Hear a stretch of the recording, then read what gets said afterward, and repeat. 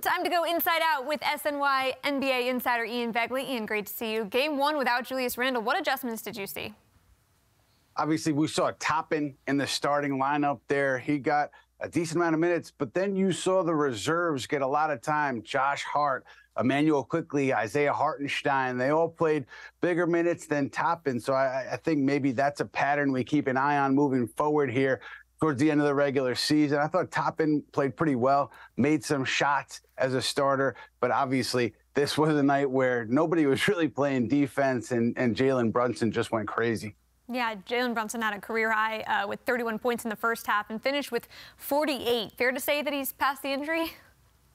Yeah, I think so. And, you know, it's funny, like a lot of teams were keeping an eye on that injury and wondering the severity of it as you get down here the last 4 games of the regular season into the playoffs.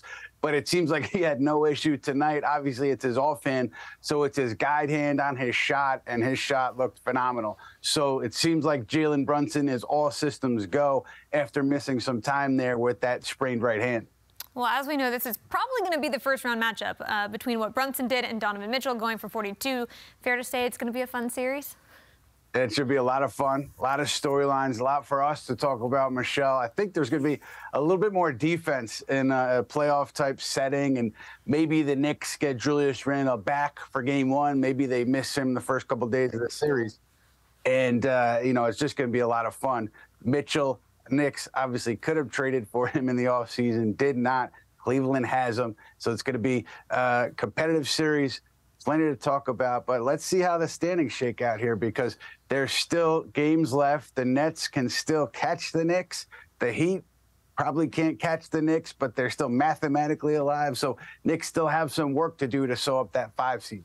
So, well, with all that being said, should we read anything into the result Friday night? I wouldn't, only because there was no Jared Allen for Cleveland, and he is such a big part of what they do. He's a reason why they have one of the top defenses in the league, and he was not there. Obviously, Knicks didn't have Julius Randle. Expect him to come back at least during some part of this series, if not for all of it. So I would say a lot of caveats there, but the idea that Jalen Brunson was healthy and making shots like that is a good sign for the Knicks, very good sign for the Knicks as they close in on the playoffs.